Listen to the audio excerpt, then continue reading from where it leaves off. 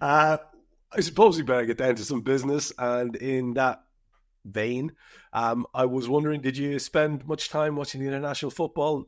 Full disclosure, I haven't watched Ireland for a while. I find the whole thing rather depressing at the moment. Obviously, it would be different if we were good, but it is all a little bit. It is all a little bit underwhelming. So I am completely unfamiliar with how things are going. Did you spend a lot of time watching the matches? No. If you want me to be honest, Trevor. Yeah. No, I haven't seen any. I saw Scotland beat Greece because that's Denmark's group, and that just fitted in with what I was doing. All the other games, I've seen little bits and bobs. Seen highlights from Denmark's two games won 6-0 and 3-1. I didn't even see the late winner for Portugal against your boys. So no, I haven't seen a lot of football. It's just, I think the intention was there, Trevor. You know, you kind of look at the fixtures, you go, well, okay, I'll watch a few of these games, yeah? And then you just go, no, I can't be bothered. And then I'm looking at results and I'm seeing Austria winning 10-0 and Norway winning 5-0 away from home and Denmark winning 6-0 away from home and the Faroe Islands winning 4-0 and still having an outside chance of winning the World Cup. And I'm thinking, the world's gone mad. So apart from Scotland and Greece, which I almost watched all of the game, I haven't seen anything. Do you think it's the structure of these tournaments now and the way they're talking about even more and more teams being involved? There's literally no hazard for any of the bigger teams in the way it's split up now. It's basically a cakewalk to qualification. I fail to see that this is doing anything to enhance international football, because I'm the kind of guy who'd watch, like, if there was two lads kicking a ball in my back garden, I'd be watching it. And it says quite a lot about how disillusioned a lot of us have become that someone like me isn't watching the international football. It feels as if it's hard to get engaged with it. And when you compare and contrast it, Jan, with the era I was talking about, with you guys back in the 86 World Cup, that Maradona superstar effort, you guys with your wonderful march through the tournament, everybody cared, Jan. People really cared. Even when my team wasn't involved, it didn't matter. You picked a team and you invested in them. For me, it was you guys. I'm sure it was the same for many different people of different countries. I mean, it does seem, I'm not saying the standard of footballer has lessened, but it certainly doesn't have the cachet or the interest level amongst the public that it used to. The problem, Trevor, is that, and I think, to be fair, European club football, i.e. the Champions League or Europa League or whatever, they kind of cured the thing that the big clubs now play each other quite often, don't they? I mean, we're kind of fed up with it with Real Madrid now, aren't we? You know, a few years ago, we haven't played them for years. So I saw somebody say the other day, I think in the last 50, it might even be less, England will play Andorra 8 times in the last 8 to 15 years or whatever, but they haven't played Argentina in 20 years, you know what I mean? Now, I know they can't play Argentina in apart from the World Cup or whatever, but it's just like this jeopardy thing, isn't it? You know, what's actually at stake here? So the story is never... The story for me, so when we look at the World Cup qualifier, and we're talking about Europe, the story for me is not England having won all their games or Norway's saying they won all the games and scored 1 million goals. The story is kind of, for me, is Italy, who are second to Norway, and Sweden, who are bottom of their group. They are more the stories, because how is that possible, you know? Yeah. They shouldn't be where they are, but when a team, and there'll be more and more of these teams who win all their qualifiers, nobody's going to go, wow, unbelievable, you know? But when you talk back, and you mentioned the 86 World Cup, we were in a group with the Soviet Union, Ireland, Norway, you know, Switzerland, you know. These are all good teams, you know what I mean? It takes a lot winning. And today, you know, Denmark are playing Greece are okay, but no more than Belarus, Scotland, you know, and England, I don't know who they're playing, you know what I mean? It's Serbia, and I don't know if they're playing Andorra again or whatever it is. Latvia was it the other day. There's just no jeopardy, is it? So I mean, it's like, what happens if you lose? Nothing really. You just win. You've got 6 games or 8 games, and you lose one, you win 7. Who cares, you know? It is hard to care, and yet we are forced to flinch and wince and read the news the next day, and as we do, we see whether or not our fellas have picked up knocks. And wouldn't you just know it.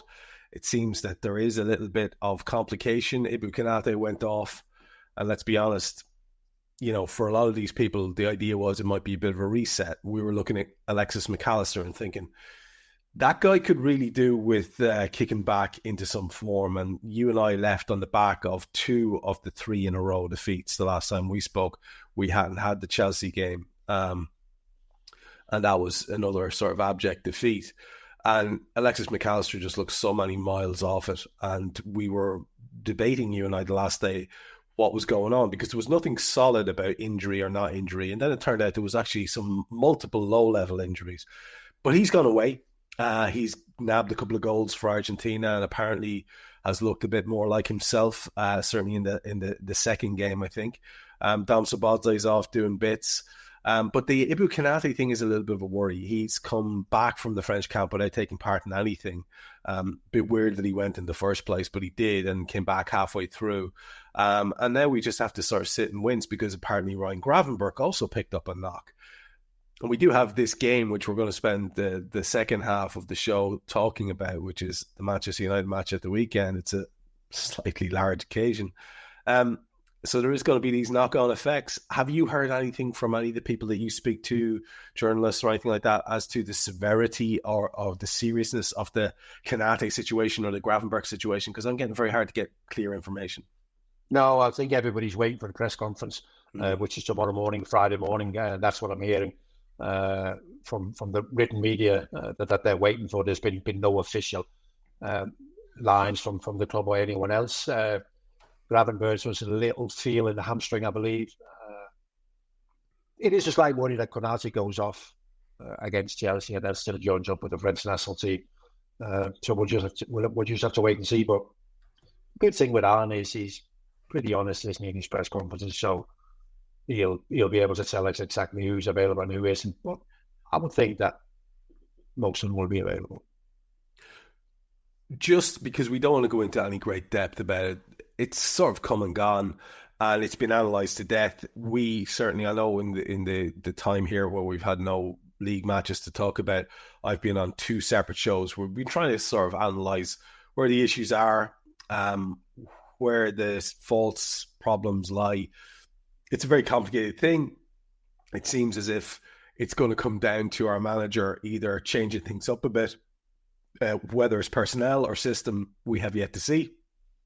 And there was great debate about, do you move Wirtz to one side so you keep him in the team, or do you persevere with lads who are underperforming? All of this is part of it. Mo Salah not himself, Alexander Isak not yet himself. You can actually count on the fingers of about 3 or 4 fingers the players who are doing well. Ali's let nobody down. By extension, Mamardashvili, I guess you'd say, has been solid enough when he's been called on. Obviously, Virgil's been very good. Dominic Szoboszlai's been very good. And Hugo Ekitike has made a fantastic start to his Liverpool career. But you would say outside of that, everybody's a little bit underwhelming, Jan. And it seems like if there were some specific areas where we were failing, you could say, right, well, let's focus on that. The last day we spoke, we were talking about the system and what do you do, and do you just start to focus on doing the defensive things right? And then the Chelsea game happened, and clearly we haven't done that. So do you see a situation where Arne's had a lot of time to think now and he's going to shake things up in terms of the shape of the team, the personnel involved in the team? I mean, what's the absolute essential for you that needs to happen? Well, the first thing, Trevor, and then this is the eye test in it. This is what you see. Yeah. Without digging into the stats, who sometimes tell a different story, but the eye test tells you that there's something not right. There's something not quite working. And after the Chelsea game, I'm now thinking it's a combination. It's also a combination of decisions being made by the manager. So I didn't like the last 20 minutes against Chelsea. Mm-hmm. So at the time, I thought he took off Konate to put Gravenberch as the centre half, and then throw the sink at it, this attitude. I'm not a big fan of that, especially not when we're talking about Game 7 already. And we've done it quite a few times this year. So, but it turned out that he was injured, Konate. But I would have preferred maybe if we'd have put Joe Gomez on as the centre half And even the same thing at half time when we're taking shots like out of midfield to go right back. There's other things I would have preferred there. But I just think that the last 20 minutes against a Chelsea team, a relatively young, inexperienced Chelsea team with a lot of quality, but I sense that they were getting desperate for the game to become more and more open because that will suit. And I'm thinking, where is our control? Where is our class? The last 20 minutes for me should have been about our class. We are a significantly better team than Chelsea. And the last 20 minutes, we should have shown that. And we should have just, if anything, we should have just shut the door. I know in the end, the point is not whatever, but it would have stopped another defeat, wouldn't it? And I just can't believe how open we allowed that game to become. I found that was so unnecessary. And I think, the manager's got to question himself with them decisions. Was that the right decision? Could I have done things different? Could I put Joe Gomez on? Because don't forget, all of a sudden we took 2 of our 3 centre midfield players out to play somewhere else with Ryan going centre half and Dom as a right back. And so it's like, we could have done that different. And it's a game that we shouldn't have lost, So in terms of that,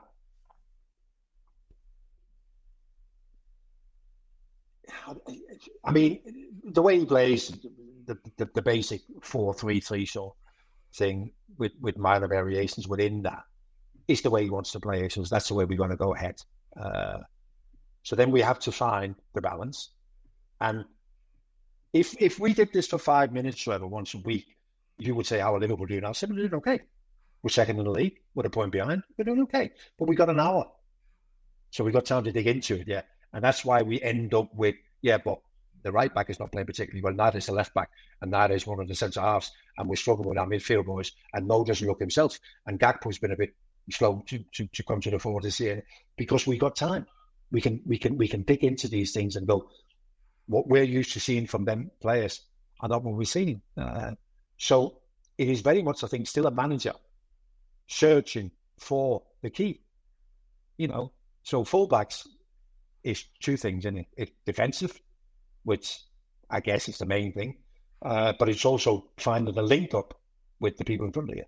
Kirkus with Gakpo and whoever plays right back with Mo Salah, and they're not working either, are they?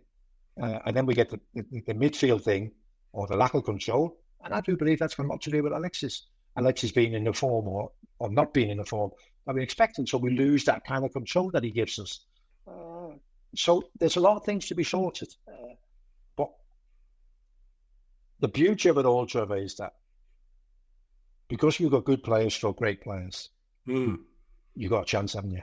So it could happen out of nowhere. Having said all of that, I'm not convinced it's about to happen. I still think, Trevor, that there'll be signs in some of the games where you go, we're getting there. And I don't think we're there yet. The only good thing about that, Trevor, is that if we're not there, we don't need to be perfect to win games. We've shown that already this season, haven't we? We don't need to be perfect. We still win games without being at our best. And that is a real strength to have us there. But I'm not 100% sure we can sit here now and say, just wait till Sunday. It'll all go off and we'll be unbelievable. I don't think we're there yet. I think we need to see more signs of that happening. Maybe individual first, finding their form before the collective get together. But it is, in a way, it's intriguing, isn't it? Because it's a bit of a curveball to our, isn't it? I don't know what Anderson thought when the season started, but he must have thought, I've got some players here, haven't I? I can't wait till this works out. And now all of a sudden, we're only a couple of weeks in, and then all of a sudden he's thinking, okay, it wasn't as easy as that, and it hasn't been. And it is a challenge for him. But I'm sure he's up to it. I've all the confidence in everything. The confidence in the manager, have your confidence in the players. Way too early to write off any players, So, but interesting. I do find it interesting, Trevor. And if you're 6-7 points behind the leaders, it's a problem. But we're 1 point behind the leaders, aren't we? So we can kind of live with it, We can live with the fact that we're still searching, as long as we keep picking up the points to stay in touch. Must be wild for Arne, because he's a comparatively young man. He's probably pretty online as a human. It must be mad for him to wander into various corners of the internet and see people saying it might be time for him to go and stuff like that. This kind of nonsense on the back of granted 3 horrible defeats and pretty abject performances, if we're being honest. And if we're being really honest, on the back of a season where we haven't looked convincing and put together any more than one good half of football. And if we're being really, really honest, stretching all the way back into last season where we gave up after the league was won and we weren't tremendously convincing from the turn of the year to the point where we actually won the league. So there probably are several different things, as you say. It's not going to be a simple fix. It's not going to click immediately, but there's so much potential when you think about. Imagine if Florian Wirtz was doing Florian Wirtz things on a regular basis. Imagine if Alexander Isak was doing Alexander Isak things. If Mo gets back to something approaching his best form. Alexis McAllister, if he's playing anything like what he can play, there's so much potential for things to start happening, if not immediately, then quite quickly. But I suppose the big question I wanted to ask you, just to come out of it and go sort of segue into the last part of the show, is in terms of a fix, this is one of the big debates we were having, Jan. I'd love to get your take on this. One of the questions we kept asking is, so how do you go about it? And for me, where I sort of landed was, I think he's going to have to persevere, right? Persevere with our new left back. Pick a character and persevere with him. You can't keep swapping right backs. Say, sorry, you're not good enough, lad. You're not good enough, lad. Dom, come back and dig us out. That gives terrible signals to both of the other two chaps. And you can talk about injuries all you want, but that's the feeling that certainly we have as supporters, is there's no real trust there in anyone yet. But you kind of probably have to stick with someone. And similarly, do you persevere with Florian Wirtz as part of a midfield three? Knowing what that does to us in terms of lack of defensive cover then, when we don't have the whole three lads working together to sort of make up a number six between them. There's so many knock-on effects, Jan. And I think perseverance is one way to go. It might be a stubborn way to go. Maybe making some very extreme changes in personnel and system might be a better way. If you were to put your manager's hat on, how would you sort of look to fix this? Well, to be fair, it's the way I've been thinking for the last month or so. You know, when people talk about what do you do? Well, what you do is you stick with what you bought. What you bought in is, because that's the future, isn't it? And It's all very good. What hangs over it is because the players are no longer involved, like Robbo is being sidelined a little bit. And obviously people have fond memories of him and being at his best and what he's capable of bringing. And the fact that we won the league last year, it's easy to say, let's go back to what we had in it. But the way forward is with these players, isn't it? It's absolutely with these players. That doesn't mean that it has to be all of them in every game, but it does mean that the players need to feel that they're part of it, yeah? So let's say we play 60 games a year. No, not many players can play 60 games, yeah? But that doesn't mean you can still play 45 and know that you're part of the strongest 11 in it. And I think it's important for Arne to maintain that with Florian Wirtz, with Alexander Isak, with Kirkus and whatever, with a fullback, that, yeah, but just because I leave you out against Manchester United doesn't mean, you know, you will still play your games, you're still part of it. So I think that's the biggest challenge. The biggest challenge is not to play all 5 or 6 of our new players in every game, but it is important to make them feel that, well, listen, it's just a one-off. I'm not about to do something different. I'm not about to go down a different route, because once you do that, it can be very difficult, can't it? It'd be very difficult to then revert back to. So I think, you know, go with it. I was going to say, go with this to take yourself out of a hole. But we're not in a hole, are we? We're not in a hole yet. So, but go with this, and it'll come. I'm sure it'll come.